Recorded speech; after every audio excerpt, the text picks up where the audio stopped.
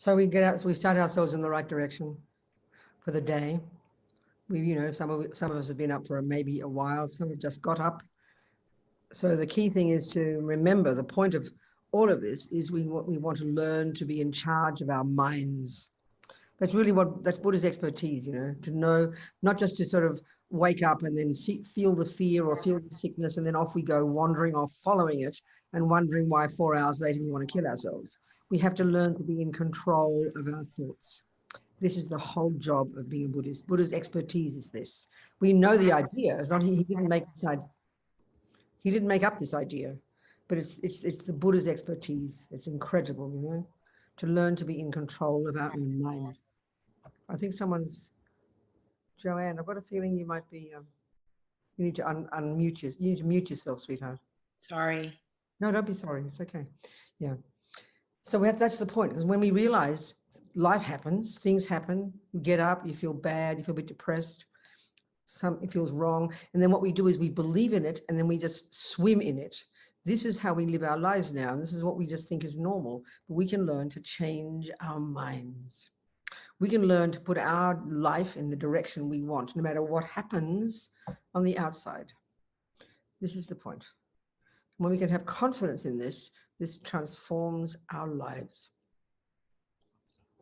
So let's just use this 30 minutes. There's different methods. So many methods. We can learn to concentrate, to watch the mind and not follow all the crazy thoughts. Or we can do meditations that involve the Buddha, which can give us courage and lift our hearts. We can do healing meditations. We can do all kinds. There's so many ways we can use our mind. We're in charge of our mind. We're not in charge of external circumstances. The world is crazy. Terrible things happen. We're not even in charge of our body sometimes, but we are in charge of our mind. We can do it. So we think, just for this 30 minutes, get your body relaxed. Just check your body. So you don't, if you close your eyes, you often go to sleep. We don't want to do that. So just check your body is comfortable, upright, whether you're sitting cross-legged or in a chair. Have your body upright. Your hands in your lap, relaxed, and your head tilted forward, chin tucked in, and your eyes lightly closed, but looking down, as if you're looking along your nose.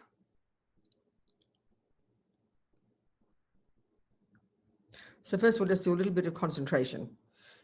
And we might not get concentration, but what we're doing when we do concentration meditation, we're making the effort to not sink into all the crazy thoughts. That's what we're learning to do. We're learning to step outside and have focus and decide, I'm just going to watch the breath. It's something so simple but quite profound. We're making a decision to have control over our mind. We can't control all the crazy thoughts. They're there, but we can control our response to the thoughts. We can just observe them, or we can just observe the breath and not buy into the thoughts. This is the great skill we need to learn. This is the great benefit for most of us from doing concentration meditation. Most of the time we think, oh, I can't concentrate, my mind's crazy. Yes, it's crazy, but you don't need to follow the thoughts. That's the skill. So just locate that sensation at your nostrils as you breathe in and out. Let's take a couple of breaths and locate that sensation. It's slightly different when you breathe in from when you breathe out, but just that general area. That's what we're going to be focusing on at your nostrils.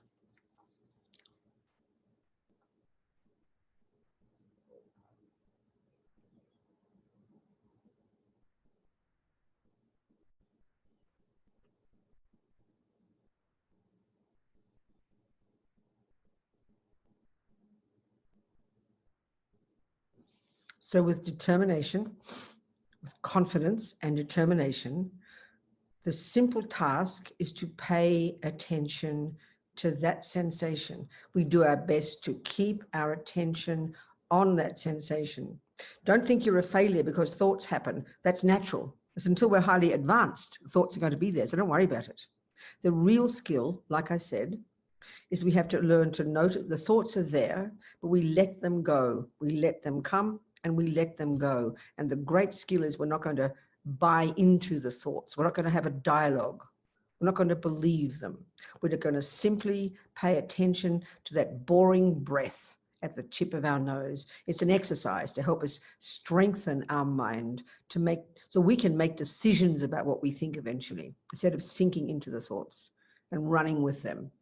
We pay attention to the breath. Let the thoughts come, let the thoughts go. So one more point. Naturally, we'll forget what we're doing. We'll wander off because we spend our lives wandering off. But we notice it and we bring the mind back to the breath. Then we wander off. We pick ourselves up and we pay attention to the breath. And if you even have to pick yourself 20 times, remind you to go back to the breath in 1 minute, that's a good meditation. If you just space out, that's useless. That's the whole point. So we're trying to strengthen our mind. So pay attention to the breath with determination.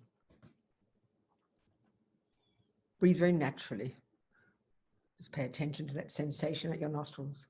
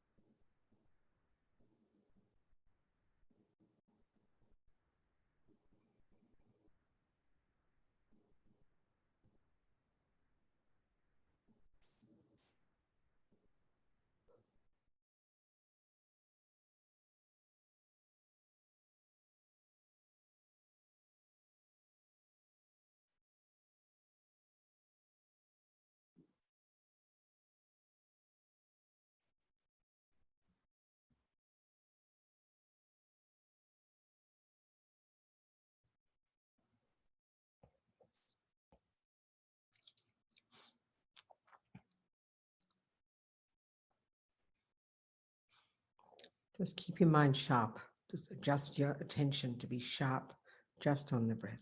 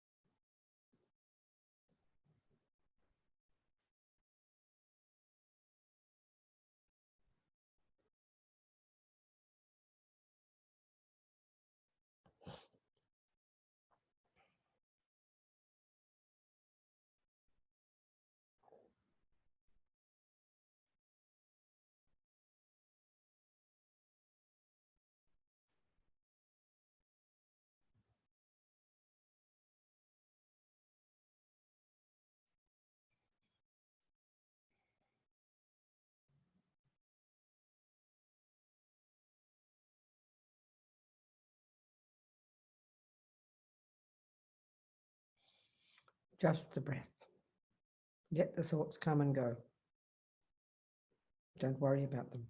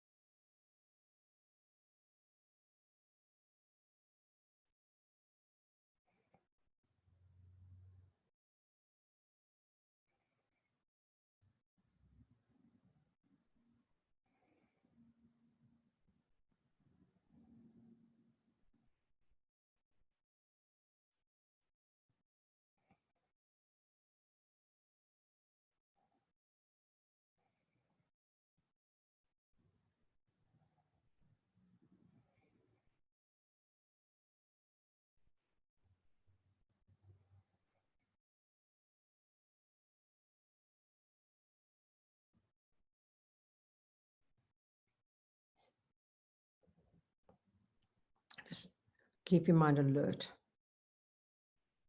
Don't space out.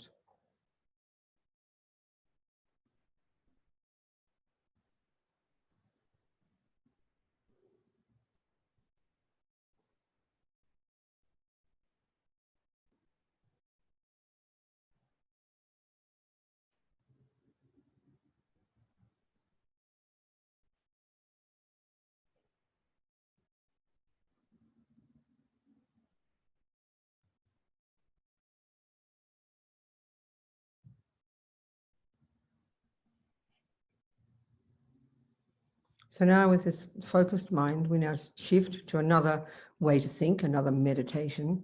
So now let's use the Buddha, but in this case, the medicine Buddha. So the idea of these meditations is sort of using a prop, the Buddha, this idea of an enlightened being, if we have confidence in that idea, and then relating to that. It's our mind that does the work. It's our mind that does the thinking. It's our mind that does the meditating.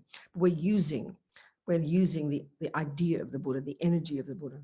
So we visualize the medicine Buddha. Just imagine, he looks like just like the regular Buddha, but he's got a blue body.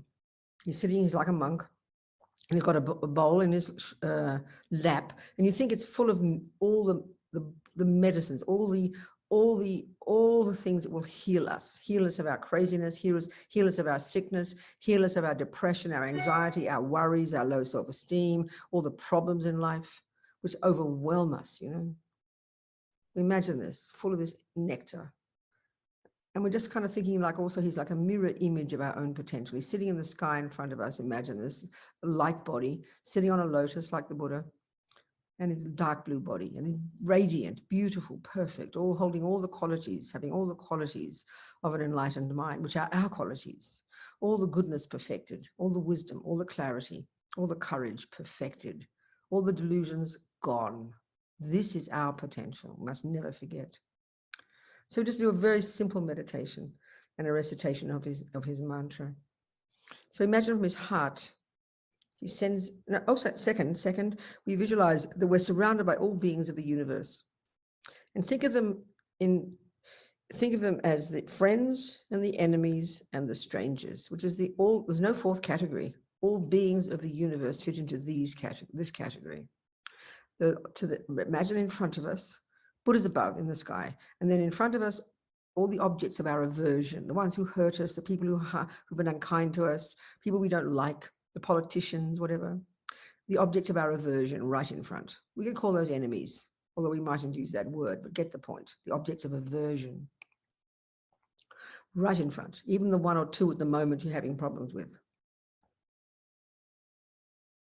Right there, see them. And then to the left in front of you, your beloveds, the objects of your attachment, the people you go towards, whom you trust, whom you love, friends to the left in front.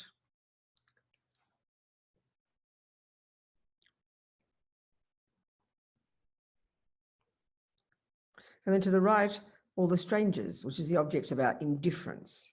So a friend is the object of attachment. They're the ones who do what we want. The enemies are the objects of our aversion, the ones who don't do what we want. And the strangers, which is 99.9% of the universe, that's everybody else. And who are they? Well, they neither harm us nor help us. So how do we feel about the friends? We adore them. How do we feel about the enemies? We do not adore them. And how do we feel about the strangers? We couldn't care less. This is the universe. And these are just projections of our own mind, So we're going to think of all these beings, as well as all the beings of all the other realms. And we think of all of them in the form of a human, which is the form they can get enlightened in. And so not just to the right are the strangers, but as far as the horizon goes, in front of us, to above us, to behind us, below us, to the left and to the right. The whole universe full of all these trillions of sentient beings. Just imagine this. And think they are exactly the same as each other and the same as me. They only want to be happy. They only do not want to suffer. And like every being in the universe, they spend, like us, they spend every second trying to avoid suffering and trying to get happiness. The Buddha says it's heartbreaking because we have the wrong methods. So we just keep getting more suffering. The method he recommends is changing our mind, because we create all our suffering and happiness over lifetime after lifetime. So imagine now we're sitting here with such compassion for ourselves, for our own suffering, and for them, wanting every single one of them to be free of suffering and full of happiness. So first we just imagine, we're so kind, the medicine Buddha, sending from his heart radiant beams of white light, nectar, powerful like laser beams of light, not nectar, light, entering into us and every single one of these suffering sentient beings. sending this powerful light. And first of all, what it does is purify, first of all, annihilate all the misery in our minds and their minds, all the suffering, the physical and mental, the struggles, the dramas, the depression, the worries, the fears that drag us down, as well as the physical difficulties. All of this completely, totally annihilated by this blissful white light entering into us, filling us completely, alleviating all the pain and suffering. Really want this, imagine this strongly happening as we recite a few times, if you know it. If not, just would chant the mantra a few times. Just otherwise, just visualize, really wanting this to be ourselves and everybody else. Chaya cha om bekanze bekanze maha bekanze bekanze ranza samungate svaha. Chaya cha om bekanze bekanze maha bekanze bekanze ranza samungate svaha. Chaya cha om bekanze bekanze maha bekanze bekanze maha ranza samungate svaha.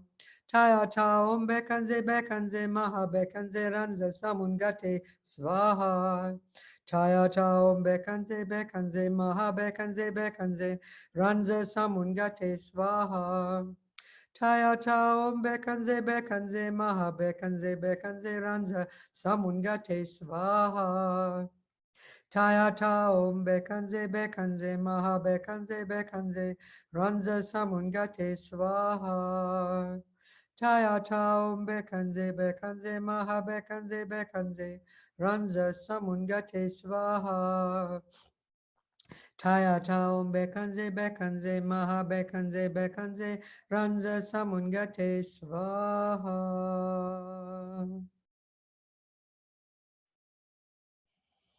Full of this blissful white light, annihilating all the pain, the fears, the suffering, the dramas, the depression, the anxiety, which usually we believe in so completely. Just because it's there, we believe it's true, but it's not.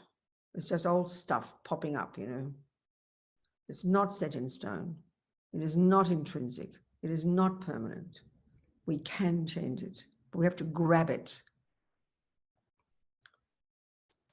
So imagine this, using this skill, thinking of the Buddha, his powerful nectar, this light energy, annihilating all the pain, all the misery, and all the sentient beings the same. Imagine them free of suffering. How incredible.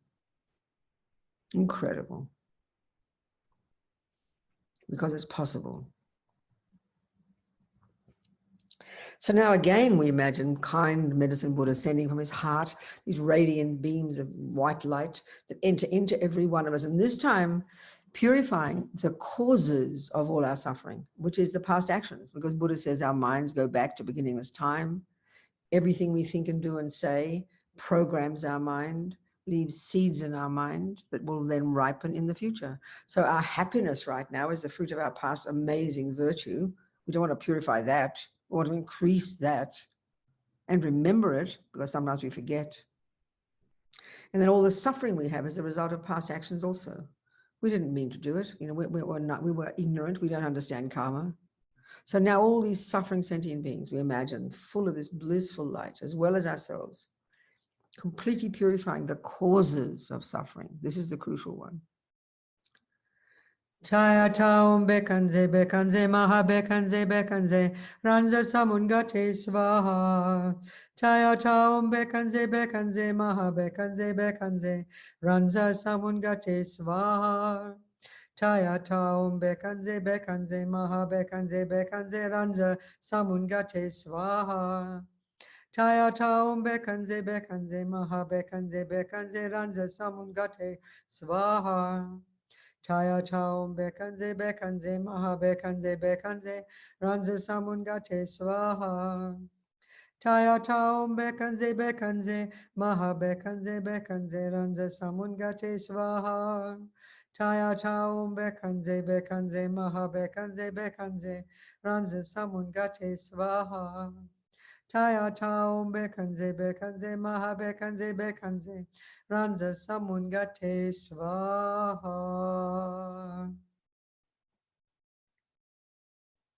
Full of this light, negative karma completely purified since beginning this time. How amazing.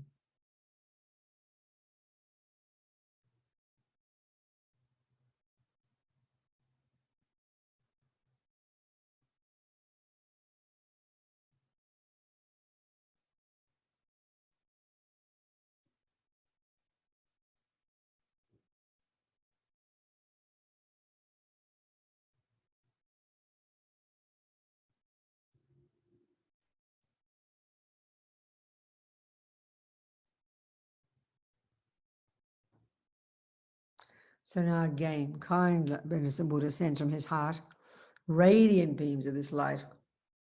And this time filling us and all the sentient beings. And now activating, think of this way, activating our incredible potential. Because the Buddha's view is the delusions are not at the core of our being. Attachment, anger, anxiety, depression, they're very real. They dominate sometimes, but they're not at the core of our being. They're not intrinsic to us. They're not integral to us. This is Buddha's incredible finding. So then, then when that is removed, what else is left? What is real in our minds are the virtues: goodness, clarity, kindness, love, compassion, intelligence, self-confidence, self-respect. All of these qualities, these are who we really are, because these connect us with others, which is reality. We're all interdependently connected. The delusions cut us off from others. The virtues connect us. These are natural states of mind, and these are our true nature. So these can be developed to perfection, Buddha says.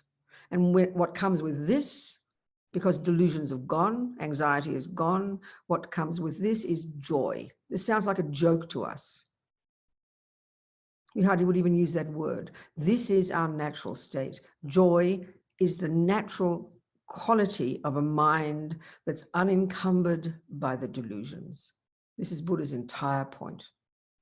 So we imagine this, want this for ourselves and all sentient beings, full of all the love, full of compassion, full of wisdom, full of intelligence, and full of joy. We imagine this is the light coming from Medicine Buddha to every single one of us, activating our true nature.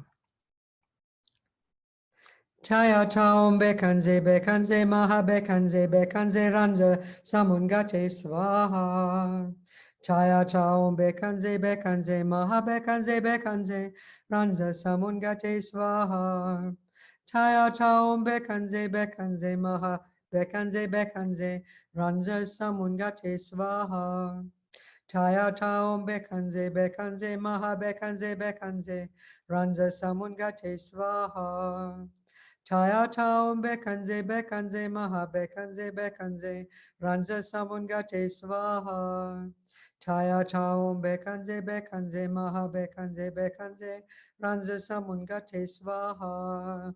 Chaya Chaum Bekanze Maha Bekanze Ranza Samungate Swaha.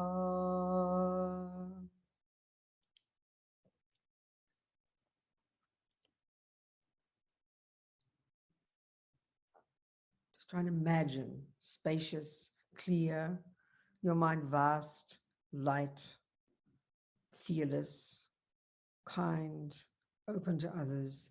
These are our true nature. These are what we have to consciously activate. This is who we are at a conventional level. This is our true nature. Imagine everybody having accomplished this. Amazing.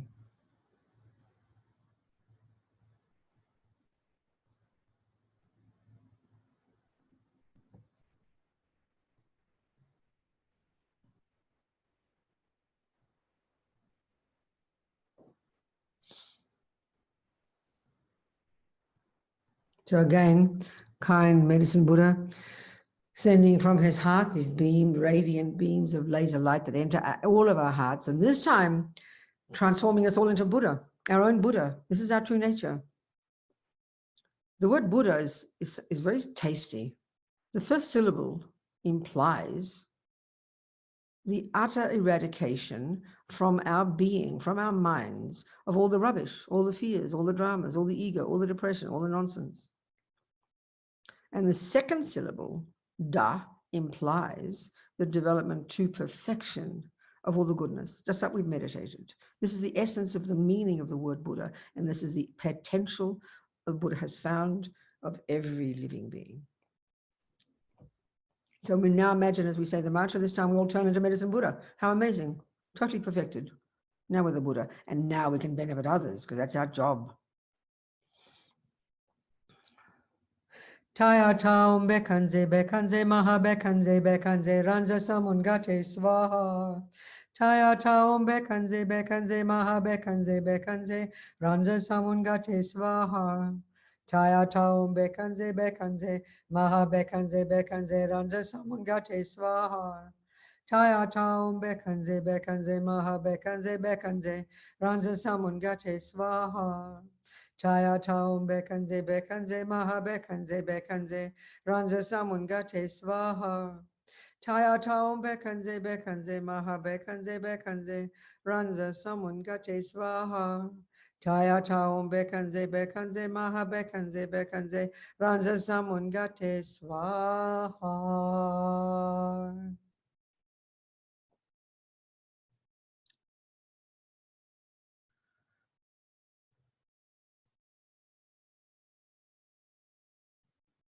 So now you imagine medicine Buddha, all the millions of sentient beings transformed into medicine Buddha. They all dissolve into blue light from all the directions, and they all just absorb into us. Imagine this, enhancing even more brilliantly our own marvelous true nature.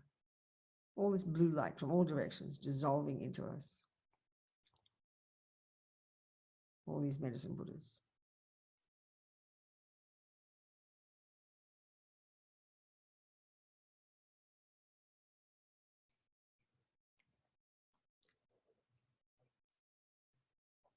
And now medicine Buddha in the sky, he dissolves it. He comes to our crown. Imagine this. He comes and sits above our head.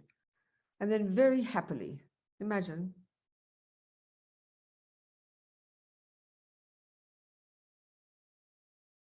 he dissolves into blue light, comes to our crown. And now we imagine that the energy of the Buddha's, medicine Buddha's body, speech, and mind, and our body, speech, and mind, they become one, completely merge. Same thing. My body, speech, mind, medicine Buddha's body, speech, mind, same thing. So now for the last 2 minutes, with strong concentration, and relax, just imagine you expand to fill the universe. Totally clear, vast, radiant, blissful, no thoughts. Just 2 minutes. Fill the universe. No thoughts.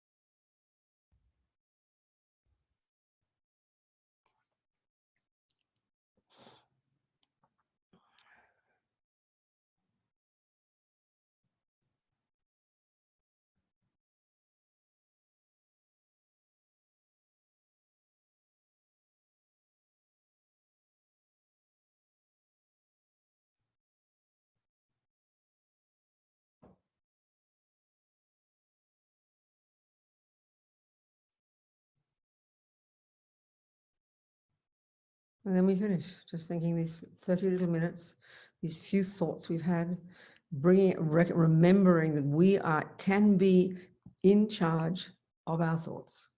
We can navigate our lives, not sink into the circumstances and become victims of it. That's the skill we have to cultivate, and we've got that ability. Remember that. So throughout the day, just think, like the Bodhisattvas, think that your body and speech is for others. Whoever sees you, hears you, tastes you, touches you, smells you, the insects, the rats, the birds, the humans, may they benefit just from my presence. And our mind, that's our own. Watch it like a hawk every second and learn to be in charge of it. We can. And that's the source of happiness. And we delight in this 30 minutes. And thank you very much, everybody. Much love to everybody.